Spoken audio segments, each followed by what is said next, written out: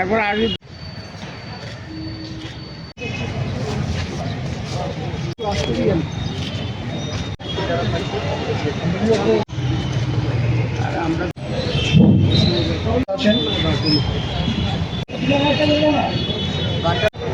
দেশের গরিব অংশের মানুষের অধিকার কেড়ে নিয়ে দেশের গরিব মানুষের তাদের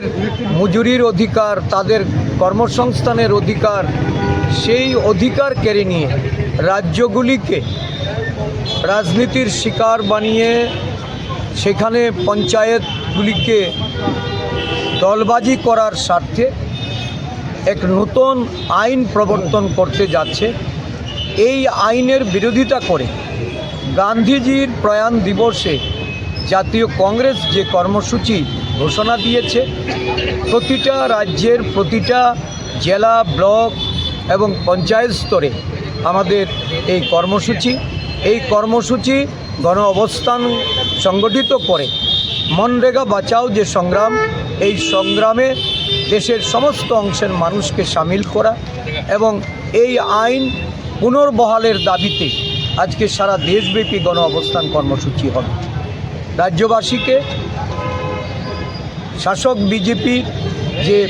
এই চক্রান্ত, মহাত্মা গান্ধীর প্রতি যে অবমাননা এবং নতুন আইনের মাধ্যমে ঠিকাদারি রাজ প্রতিষ্ঠা করার লক্ষ্যে যারা এই পদক্ষেপ নিয়েছে তার বিরোধিতা করে এই সংগ্রামে সামিল হওয়ার জন্য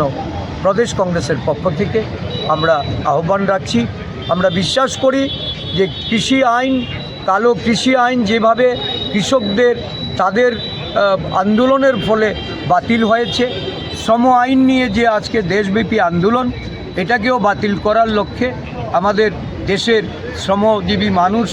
দেশের শ্রমিক সংগঠন থেকে শুরু করে বিভিন্ন সামাজিক সংগঠন যেভাবে পথে নেমেছে,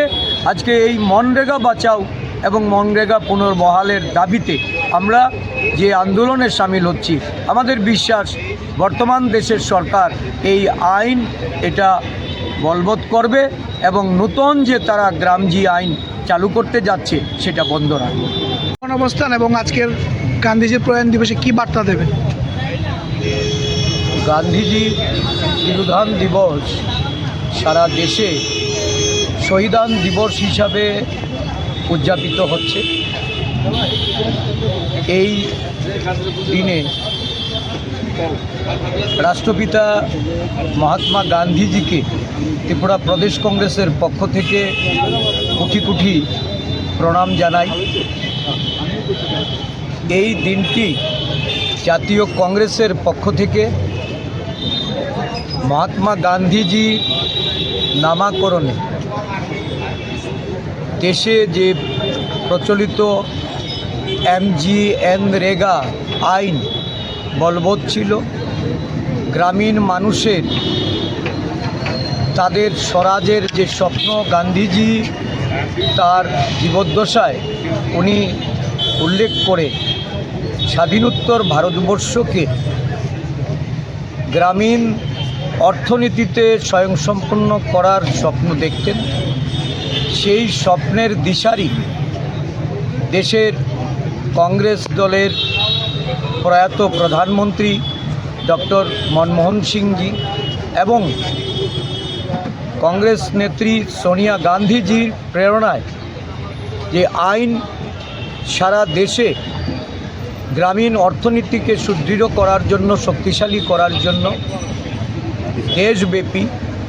2006 সাল থেকে এর বাস্তবায়িত হয়েছে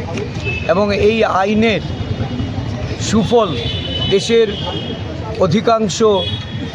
আদিবাসী, দলিত, পশ্চাৎপদ, সংখ্যালঘু মহিলারা, বিশেষ করে অনুন্নত অঞ্চলের মানুষ, পাহাড়ি জনজাতি মানুষ, এই